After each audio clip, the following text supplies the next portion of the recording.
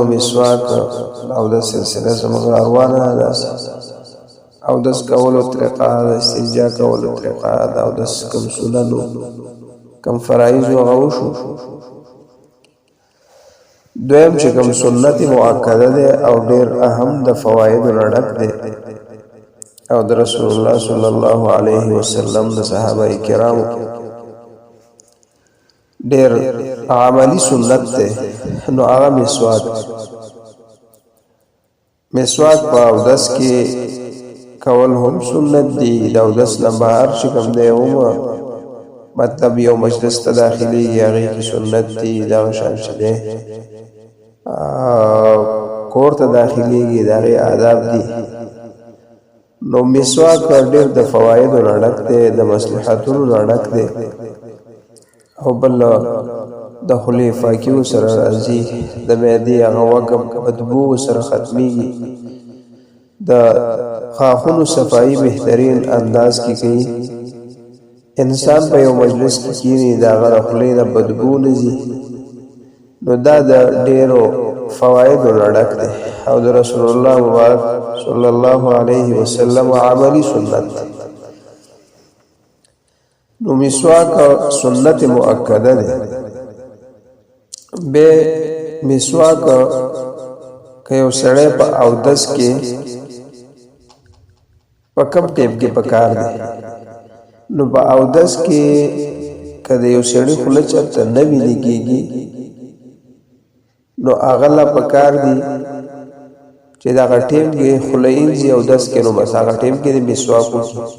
او کله یو سړی اکثر دا اوري غاخونه ویلي کېږي نو بیا او دس د لګمخ کې پکار دی چې هغه اوري به ته اینا او دس ټیم کې ودرې نو هغه ټیم کې بهتر دی چې دا بیا په وخت باندې مسواک وکړي او چې د شاه مثال په توګه باندې خلینا وینا دا غنر وځي نو بس هغه د ټیم کې چې کله خلی ته وبشي بس هغه ټیم کې مسواک وږي هغه سره به کوم دی دا د سنت د سره ادا شي او صفائی به پټیم باندې وشي بس مناسب ده کوي مسواک د فارا آداب دا د مستحب موقع چې کله انسان کور ته داخليږي نو چې مسواک وکړي دا ډېر بهتر دی د لپاره او یا چې کوم دی یو مجلس کېني او دا غیر مخکې دا مسواک وکړي د رسول الله مبارک صلی الله علیه وسلم عادت مبارک بداو یو مجلس ته بتلو کور ته بداخلېدو یا داسې درس او قرآن او یا د حدیثو یو هغه درس په نو پاغي کې مو جناب رسول الله صلی الله علیه وسلم داسې مسواک کول نو دې دور کې چې انسان د قرآن درس تکینی یا د حدیث درس تکینی کلاسونو کې طلباء علما کې دي یا داسې بار نور مجالسو کې نو بهتره خبره ده چې دا مسواک کې دا غي سره برده د خلی پاکي راشي او هغه مجلس کې وکینی بیا چې کوم فرشتي ناشتي هغه مجلس ترازی یا دا مجلس کې چا سره خبرې کوي نو د خلو بدبو دا محفوظي په سنت باندې به عمل راشي نو بهتره خبره دا چې دا مجلس ته زی کا غد درس قرآنی کې ذکر او اسکاری که هر مجلسي لاغې نو وخت مسواک یا انسان کور ته راځل کېږي نو د مسواک په کار چې په صفا انداز کې کور ته راځل شي ځکه چې دا زموږ دین اسلام موږ ته درس راکړي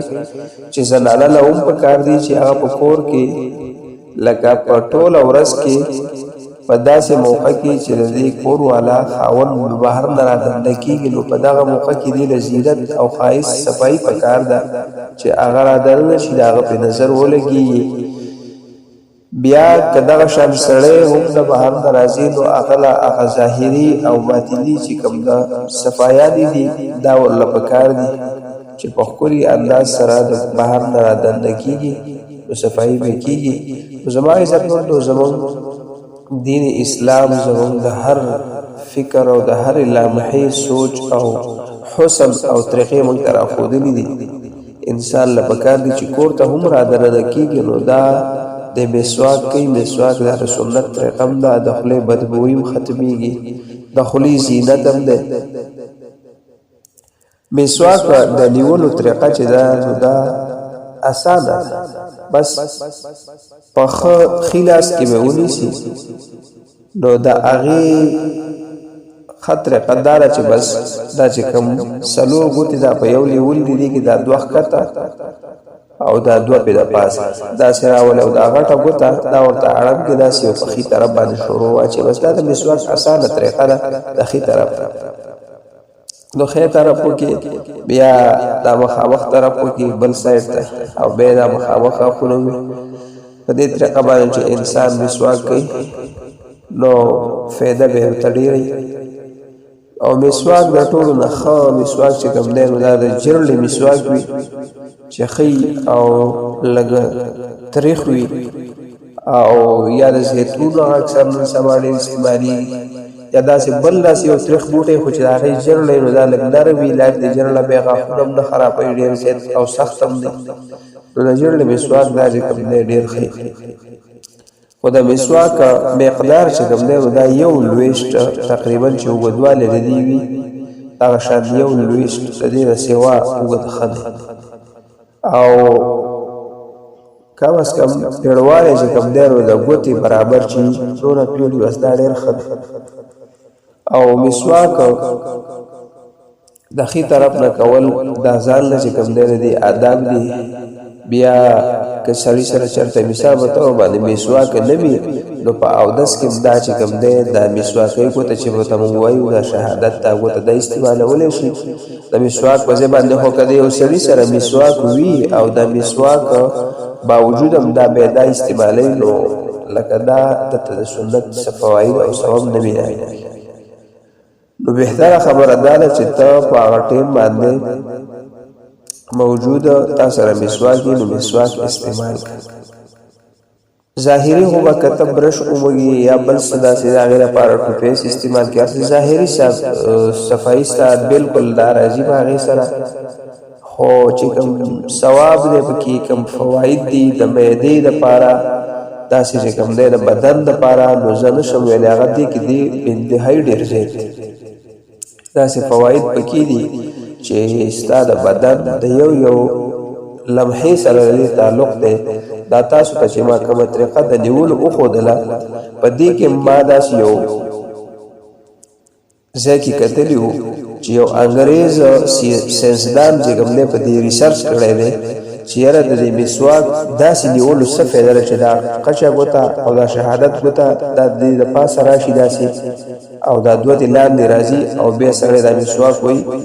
نو د دې فواید هغه لټول هغه وی چې دې قچه ګوته کې چې کوم یو نری غوندې فتله رګ دی هغه رګ چې کوم دی ټول بدن سره تعلق دی او هغه رګ له چې کوم دی ورزش لازمي په ورځ کې پکاري او هغه ورزش چې هغه رګ ته میلاویږي نو دا په دې مسواک په دغه طریقه نیولو سره دې ته میلاویږي. نو زما عزتمندو زمونږ الحمدلله الله رب العزت خپل دین را کړو، الله بهترین پیغمبر را کړو، حکیم هر یو سنت باندې د هغې نه چې کوم دی انګریزان کفار چې د هغې په دین باندې هم دی خو د هغه طریقو نه فایدې حاصلوي او لګې دي وي. نو دا د فایدو نه ډکه خبره ده چې انسان په بهترین انداز باندې په ښکلې طریقې سره